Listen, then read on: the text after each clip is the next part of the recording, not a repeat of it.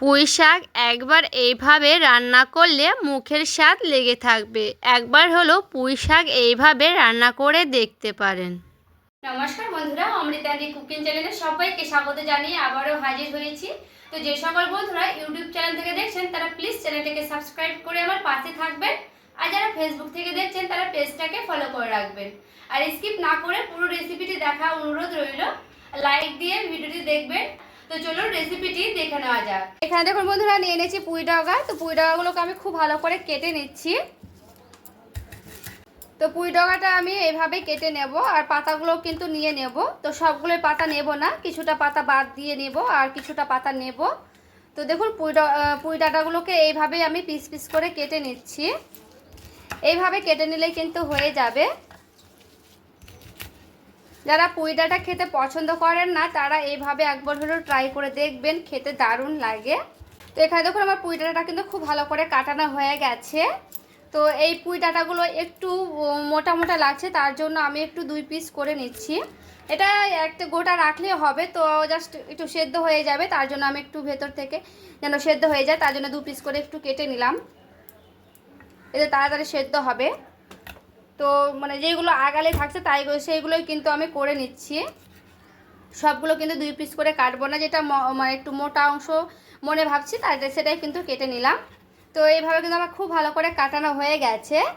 আর এখানে দেখুন বন্ধুরা, আমার খুব ভালো করে কিন্তু ধুয়ে নিয়ে চলে এসেছি এই পুঁই ডাঁটাগুলো। তো শাকগুলো কিন্তু নিয়েছি, আমি ফেলে দিইনি, কারণ পুঁই শাক খেতেও ভালো লাগে। তো পাতাগুলো কিন্তু খেতে খুবই ভালো লাগে। কার কার এই শাক খেতে ভালো লাগে অবশ্যই কমেন্ট করে জানাবেন, কার পছন্দ এই পুঁই শাক। এখানে দেখুন আমি সবজি কেটে নিয়েছি। তো কি কি সবজি নিয়েছি দেখুন, এখানে নিয়েছি আলু, আর নিয়েছি কচু, আর এখানে নিয়েছি কটা টুকরোর মতো নিয়েছি সেই মিষ্টি কুমড়ো। তো মিষ্টি কুমড়োটা কিন্তু এখানে খুবই কম নিয়েছি, কারণ যারা বেশি নেবে তারা কিন্তু বেশি নিয়ে নিতে পারেন। তো চলুন এগুলোকে আমি কিভাবে রান্না করছি সেটাই আপনাদের সঙ্গে শেয়ার করব। এখানে দেখুন আমি কড়াই বসিয়ে নিয়েছি। এরপরে কড়াই দিয়ে দিচ্ছি সরিষার তেল, এরপরে দিয়ে দিচ্ছি কালো জিরা। আমি ধুয়ে রাখা আলুগুলোকে দিয়ে দিতে হবে। আলুটাকে লাল লাল করে ভেজে নেব।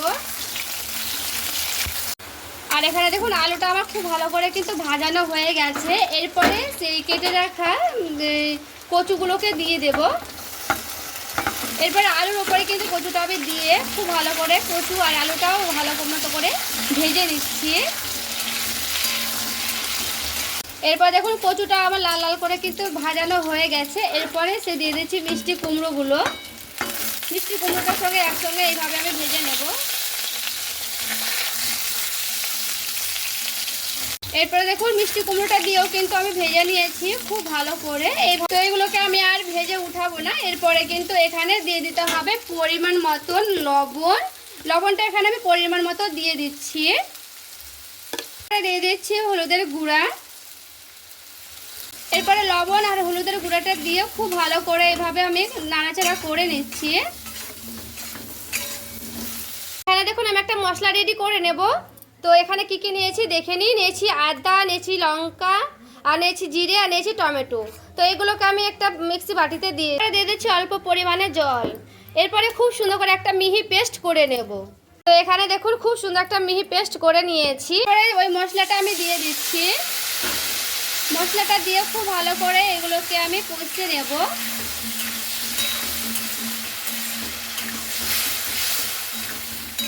দিয়ে দিচ্ছি টমেটো কাটাগুলো। টমেটো কাটাটা দিয়েও খুব ভালো করে নাড়াচাড়া করে নিচ্ছি।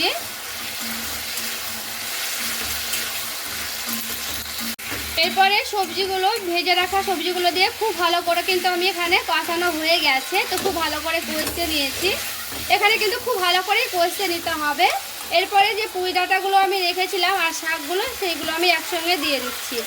এরপরে সবগুলোকে দিয়ে খুব ভালো করে এইভাবে মিশিয়ে নিতে হবে।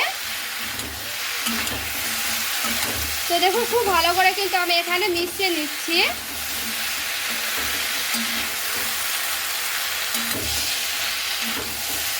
দিয়ে দিচ্ছি ঢাকা, আর গ্যাসের আঁচটা একেবারে কমিয়ে দেব। এরপরে আমি ঢাকাটা উঠিয়ে দিচ্ছি।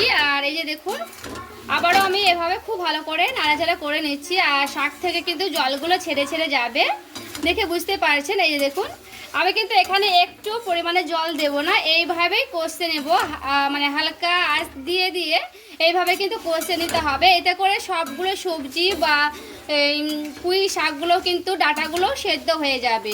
তো এই দেখুন আবারও একটু নাড়াচাড়া করে নিয়েছি, নাড়াচাড়া দিয়ে দিচ্ছি ঢাকা, আবারও একটু ঢাকাটা উঠিয়ে নিচ্ছি।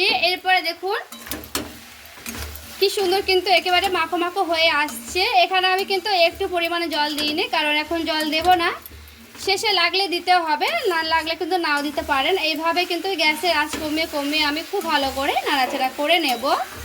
আর এখানে দেখুন বন্ধুরা খুব ভালো মতো করে কষতে কষতে কিন্তু একেবারে দেখুন কড়াই গায়ে কিন্তু লেগে গেছে, একেবারে শুকনো শুকনো হয়ে গেছে। তো এখানে আমার কিন্তু পুরোপুরিভাবে কষানো হয়ে গেছে, আর আলুগুলো আর কচুগুলো খুব সুন্দর সেদ্ধ হয়ে গেছে। দেখুন এই যে আমি ভেঙেও দেখাচ্ছি, আলুগুলো কিন্তু খুব ভালো করে সেদ্ধ হয়ে গেছে। তো যেহেতু পরে দিয়েছি ডাঁটাগুলো, পুঁই ডাঁটাগুলো পরে দেওয়ার কারণে কিন্তু হালকা সেদ্ধ হয়েছে। তো এখানে আমি গরম জল দিচ্ছি, জলটা কিন্তু গরমই দিতে হবে এখানে।